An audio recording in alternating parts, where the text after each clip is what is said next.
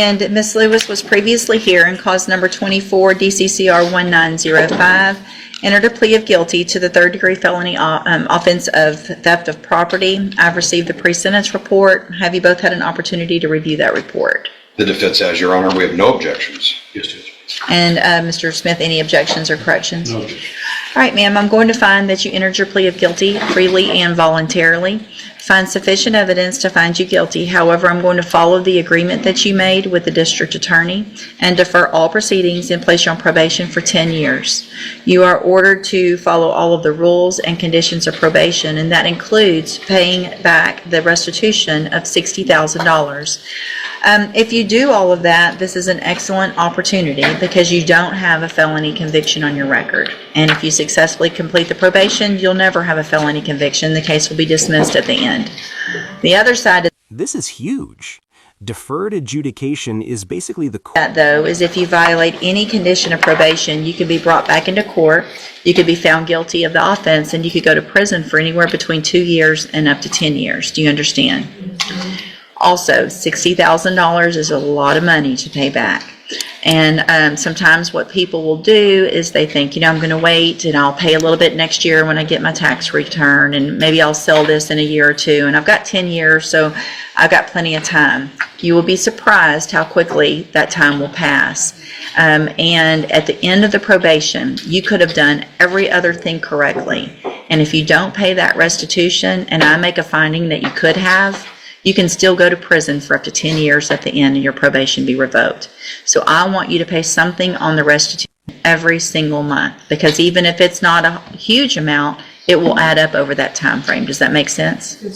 All right, I'm handing you the trial court certification that shows this was an agreement that I followed, and so you've waived your right to appeal. You just need to have a seat here in the courtroom. When probation's ready to go over your paperwork, she'll call you up to her desk, all right? Good luck to you, ma'am. Thank you. Thank you. Good morning, ma'am. You're Edmund A. Latulis. And will your client waive the formal reading of the indictment? She will, Your Honor.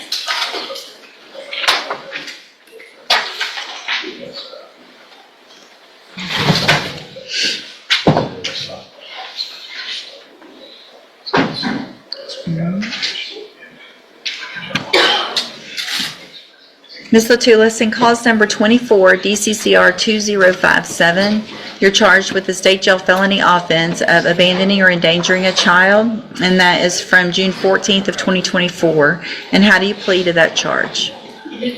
And are you pleading guilty freely and voluntarily? And are you pleading guilty because you did what they've charged you with?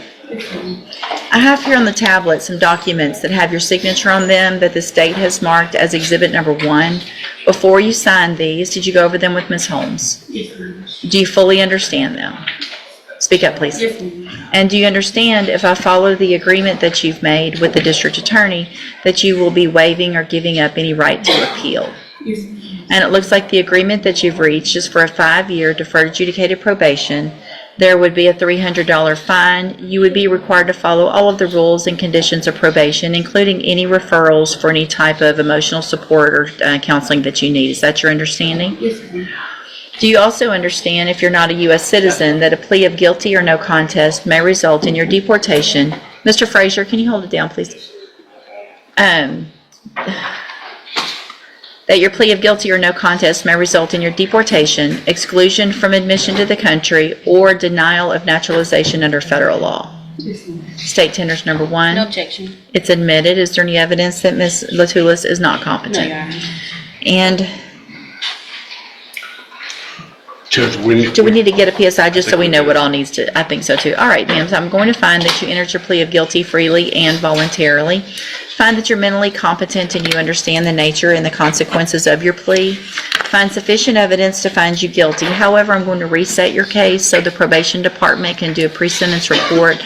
That'll just give me more information about you, and you're the courtroom today, and she's sitting at that desk right there, okay? All right, we'll see y'all back at sentencing. Thank you.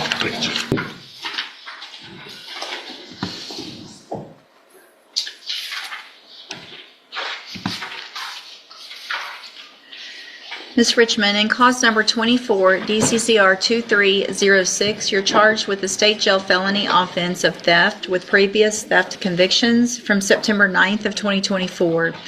The indictment alleges you were previously convicted of theft June 21st of 2019. And then after that was final, you were convicted of theft in 2 cases on the same date, March 21st of 2024 in Bell County, and then again April 10th of 2024 in McLennan County, Texas, and May 31st of 2024 in Collin County, Texas. And how do you plead? And voluntarily? Yes, ma'am. And are you pleading guilty because you did what they've charged you with? Yes, ma'am. And are those prior convictions true? Yes, ma'am. What are the outcome of those last few, 2024 cases? Judge, I've got the one with 2023 where she inherited Hayes County. Is that the one? I believe that. Is that I don't even have a 2023 Hayes County in here. I've got I've got 2 in Bell County, 1 in McLennan, and 1 in Collin. Colin. We got 200 days in county jail, Okay. and let me pull this Bell County. Bell County was 9 months. What about McLennan County? I think it was a misdemeanor. 4 months. I believe Okay. most of these were punished as a misdemeanor, 1244. Yeah. Well, you've got one. The Bell County's out of a district court, Yes, ma'am. and the Collin County's out of a district court, which they could have pled them down, but those are both. This is a state jail. The Bell County was the one in 2024. It's 9 months state jail. And the Collin County one, like you said.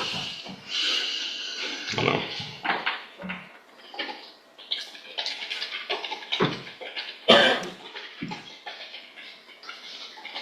The Collin County was a 1244 to be specific, Judge. Okay.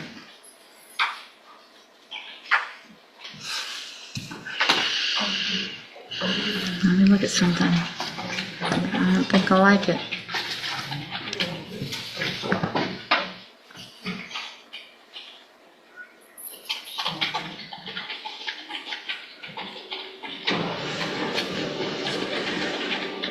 God, they're so hard to read. I'm printing the PC. I can't see it.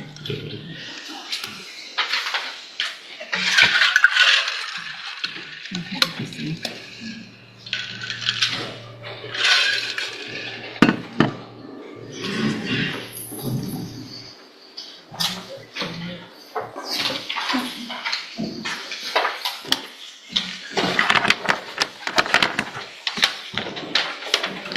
So there's a case from 2017 here out of this court for a 2-year term in prison. What was that for? No, I had 2 years probation, and then when I went to jail, I had got some jail time with the 1224A. I don't know how much it was. So what I'm looking at here, which is even more than what's included on that indictment, Yes, ma'am. shows a 2017 conviction for theft here in Jefferson County, a 2023 in Collin County, a 2023 later that year in San Marcos. Hayes I County. was Hayes in jail County. that whole time. I don't care if you're in jail. I care that you're continuing to steal, and that I'm not sure that this deal that you've made is sufficient for what I think, for what you've been doing. So we're not talking about a long time ago. We're talking about the last 2 years. So going from literally from county to county to county. So we've got Collin County, Hayes County. Then we're into 2024 where there's 3 convictions, 1 in McLennan County, 1 in Belton County, 1 in Kaufman County. And we're back here with an offense date. So the offense date here was 9/9, which is actually of 24. Yes, ma'am. Okay. So at least that one was before the Kaufman County. So you went from here and then you traveled to Kaufman County, within 3 days got another case there. Or at least you had it before and that was the conviction date.